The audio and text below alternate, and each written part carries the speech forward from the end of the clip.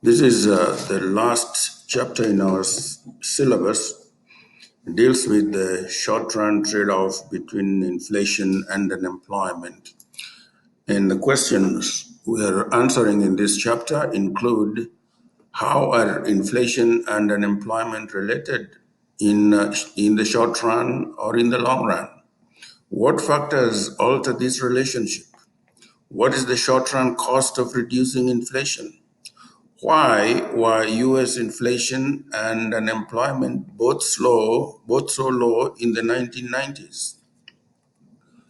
Introduction. By way of introduction, in the long run, inflation and unemployment are unrelated. The inflation rate depends mainly on the growth of money supply, as we have seen in the past. Unemployment, on the other hand, or the natural rate at least, depends on the minimum wage, the market power of unions, efficiency wages, and the process of job search. So in the short run, though, society faces a trade-off between inflation and unemployment. Let's introduce Phillips curve. Phillips curve is or demonstrates the short-run trade-off between inflation and unemployment. It was as a result of research by a British economist, A.W. Phillips, in 1958. In that study, Phillips found that the normal wage growth was negatively correlated with unemployment in the UK. In 1960, Paul Samuelson and Robert Solow reproduced that study here in the United States, and they found the same negative correlation between US inflation and unemployment. And they are the ones, Paul Samuelson and Robert Solow, named it the Phillips curve after A.W. Phillips. So let's derive the Phillips curve and start with an assumption that price is 100 per year, that is the price index. The following graph shows two possible outcomes. Number A, aggregate demand is low and a small increase in price, that is the low inflation, and corresponds to low output, which is high unemployment. The B shows aggregate demand, which is high, and that corresponds to high increase in price, and that is high inflation, high output, but low unemployment. So these are the two graphs we're talking about, the aggregate supply, aggregate demand curve on the left, and the Phillips curve to the right. At low aggregate demand, this is aggregate demand and aggregate supply. The equilibrium is 103, corresponding to Y1, that is output. And that corresponds to the price level, 3% inflation, and that corresponds to 6% unemployment rate. A high aggregate demand, which means aggregate demand shifts out to the right. There is an increase in price level from 103 to 105. Output has increased from Y1 to Y2. On the Phillips curve, there is a movement from A to B, which means unemployment has gone down. High aggregate demand corresponds to low unemployment, but low unemployment also means high inflation.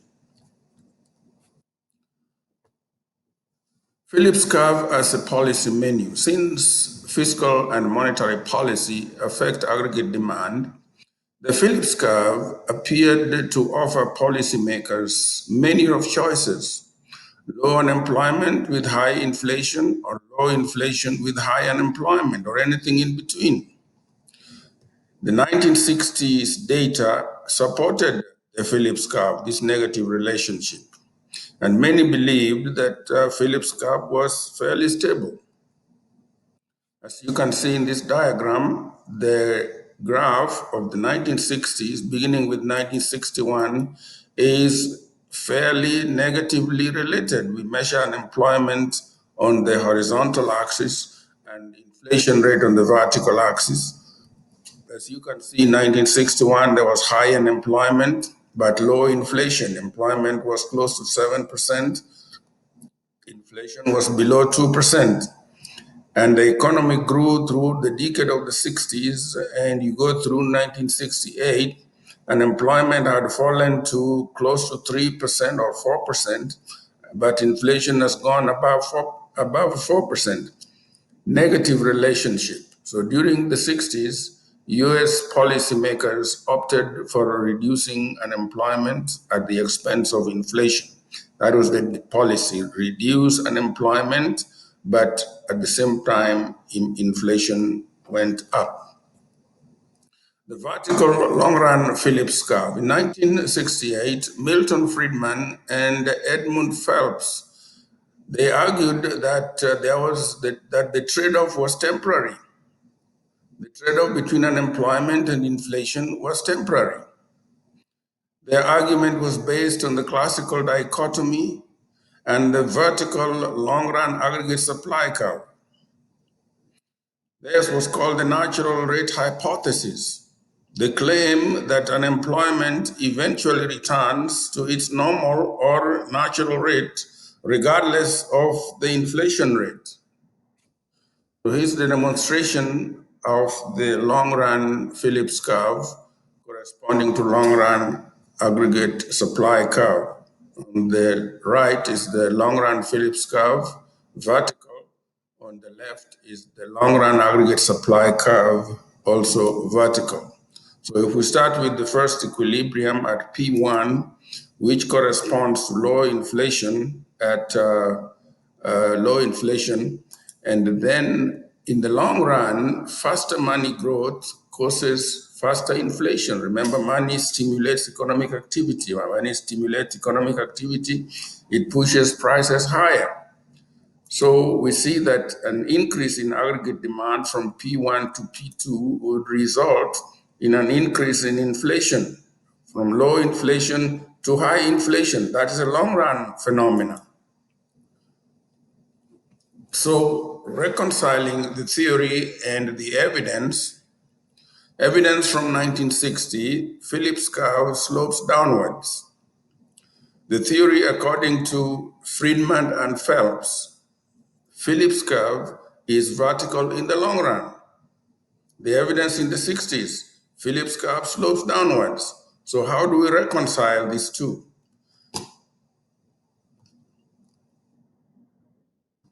Friedman and Phelps bridged the gap between theory and evidence. They introduced a new variable called expected inflation, a measure of how much people expect the price level to change. With this equation, unemployment rate is equal to the natural rate of unemployment minus A into bracket actual inflation minus expected inflation. In the short run, the Fed can reduce unemployment rate below the natural rate by making inflation greater than expected. In the long run, expectations will catch up to reality.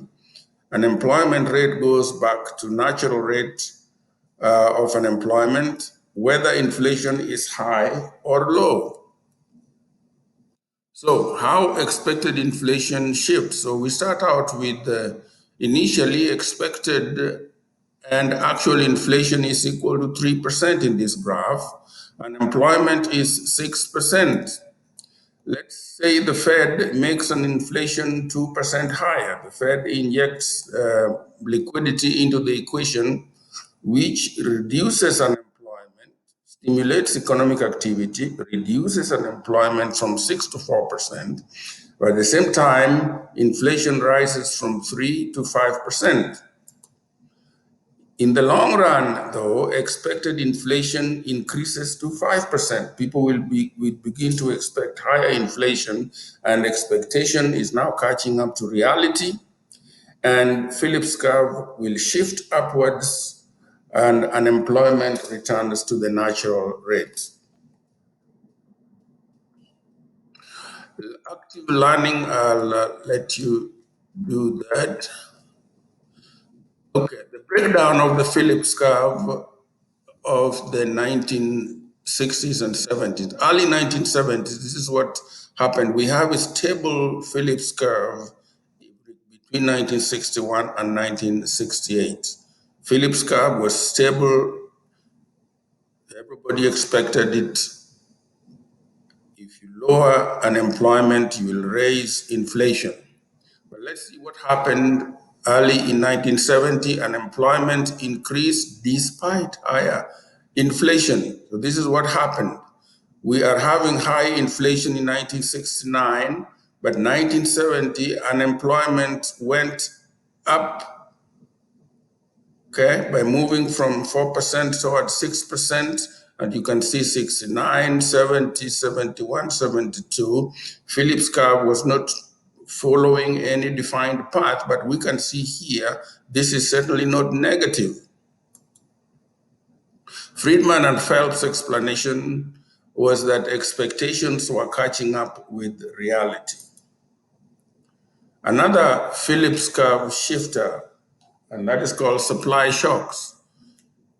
Supply shock, an event that directly alters farms' costs and prices, shifting the aggregate supply and Phillips curves. Example, large increase in oil prices. As we can see here, how an adverse supply shock shifts Phillips curve.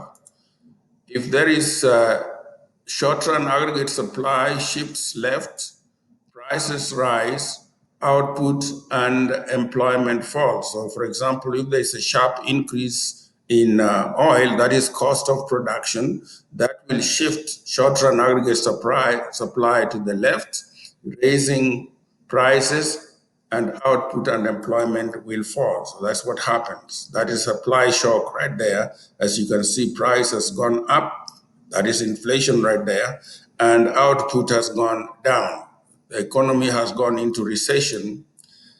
Inflation and unemployment rate both increase as the Phillips curve shifts upward. Okay, that is not exactly negatively related. Inflation goes up and unemployment rate goes up from A to B. The 1970s oil price shocks, which the source of the shock in the economy was the change in oil prices. You can see in January of 1973, oil per barrel was 3.56 cents. In 1974, it rose to $10.11. The Fed chose to accommodate the first shock in 1973 with faster money growth. In other words, this shock of oil, that oil price went from 3%, from $3 to $10, shocked the economy, reduced the aggregate supply, short-run aggregate supply curve, raised the price, and the economy went into recession. And the Fed chose to accommodate the first shock in 1973 by increasing money into the economy to counter the recession. The result was higher expected inflation. People began to expect inflation to be higher, which further shifted the Phillips curve to the up to the right. In 1979, oil price went further up from $10.11 to $14.85. In 1979, oil prices surged again, worsening the Fed's trade-off. Okay, the economy sank back into recession. And in 1980, it went from 14 to 32. And in 1981, the barrel of oil went from 32 to 38. That's the shock of the decade of the 70s. And the result of that is a weird looking Phillips curve that was meandering. It was no longer a stable, negatively sloped Phillips curve. The supply shock and rising expected inflation worsened the Phillips curve trade-off, and we end up with a weird looking diagram. Okay, 1972, 73, 74, 75. The result of this was the negative surprise. This was the result of the negative supply shock on the aggregate supply curve. Cost of reducing inflation. So when we have high inflation, it is not costless to reduce it. Okay? What is disinflation?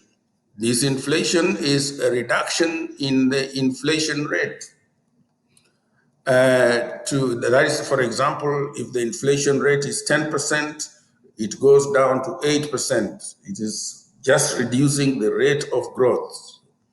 To reduce inflation, the Fed must slow the rate of money growth, which reduces aggregate demand. In the short run, output falls and unemployment rises. Okay? In the long run, output and unemployment return to their natural rates. Disinflationary monetary policy. Let's see what happened. Beginning with point number A in the long run Phillips curve, contractionary monetary policy moves the economy from A to B. Here the government is trying to fight, the Fed is trying to fight inflation by embarking on contractionary monetary policy. The effect is that unemployment will rise higher than natural rate. Price, of course, will come down from A to B. Over time, this will move expectations. Expected inflation falls, and we'll see Phillips curve shifting to the left, prices going down, the economy moving back to natural rate of unemployment.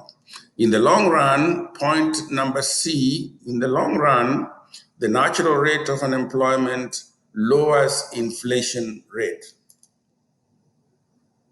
Sacrifice ratio. Sacrifice ratio is defined as the percentage points of natural output lost per 1 percentage point reduction in inflation. Typically, typical estimate is 5. To reduce inflation rate by 1%, we must sacrifice 5% of the output. We can spread the cost over time to reduce inflation by 6%. You can either sacrifice 30% of GDP, which can be a very high unemployment rate. That could be really costly if you do that in 1 year. Or you can sacrifice 10% of GDP over 3 years. That's what we call a sacrifice ratio. Rational expectations and the costless disinflation.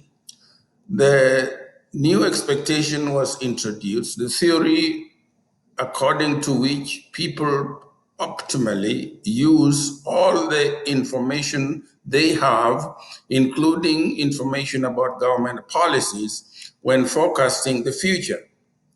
The early proponents of the rational expectations were Robert Lucas, Thomas Sargent, and Robert Barrow. It implied, the implication here is that disinflation could be much less costly if we factor in rational expectations. So, this is, suppose the Fed convinces everyone it is committed to reducing inflation. So people's expectation is that inflation is going to go down. Then expected inflation falls, the short-run Phillips curve shifts down. The result, disinflation can cause less unemployment than the traditional sacrifice ratio predicts. The Volcker disinflation, Paul Volcker was the Fed chairman. Fed chairman Paul Volcker was appointed by Jimmy Carter in 1979 under high inflation and high employment. 1979, 80, 81, United States suffered very high inflation rate and very high unemployment at the same time. Paul Volcker changed the Fed policy to disinflation. There was a deliberate policy to lower inflation. In 1981 to 84, fiscal policy was expansionary. So Fed policy had to be very contractionary to reduce inflation.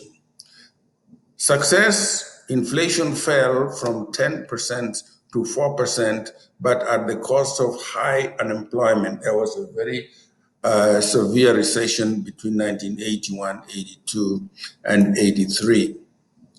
Disinflation turned out to be very costly, actually. This was in 1979 and 1980. We went from about 7 to 8%, about 6% unemployment, all the way to 10% unemployment. And then inflation began to come down 83, 84, 85 until 87. Unemployment rate near 10% in 1982. At that time, there was a very severe unemployment and the inflation was relatively high. The Greenspan era, Greenspan came after Paul Volcker. In 1986, oil prices fell 50%, a positive shock to the economy. In 1989 to 90, unemployment fell, inflation rose, the Fed raised interest rates, caused a mild recession between 89 and 90. In 1990s, unemployment and inflation fell, and in 2001, negative demand shocks created the first recession in a decade. Policymakers responded with expansionary monetary and fiscal policy. Inflation and unemployment were low during most of the Alan Greenspan's era as Fed chairman. As you can see, 1992, beginning with 1990, unemployment went high almost to 8%, and beginning 92, unemployment began to decline. At the same time, price level was declining, inflation was going down. Phillips curve during the financial crisis. The early 2000s housing market boom turned to dust in 2006. Household wealth fell, millions of mortgage defaults and foreclosures. There were heavy losses at financial institutions, resulting in many banks going under. The result was a sharp drop in aggregate demand, steep rise in unemployment, in what we call Great Recession. Phillips curve during and after the financial crisis. In 2006 and 2009, the financial crisis caused aggregate demand to plummet, sharply increasing unemployment and reducing inflation. And in 2010 to 2015, a slow recovery reduced unemployment. Inflation remained between 1% and 2%. In conclusion, theories in this chapter teach us that inflation and unemployment are unrelated in the long run. They are negatively related in the short run. They are affected by expectations, which play an important role in the economy's adjustment from the short run to the long run. In summary, the Phillips curve describes the short-run trade-off between inflation and unemployment. In the long run, there is no trade-off. Inflation is determined by money growth, while unemployment equals its natural rate. Supply shock and changes in expected inflation shifts the short-run Phillips curve, making the trade-off more or less favorable. The Fed can reduce inflation by contracting the money supply, which moves the economy along its short-run Phillips curve and raises unemployment. In the long run, though, expectations adjust and unemployment returns to its natural rate. Some economists argue that a credible commitment to reducing inflation can lower costs of disinflation by inducing a rapid adjustment of expectations.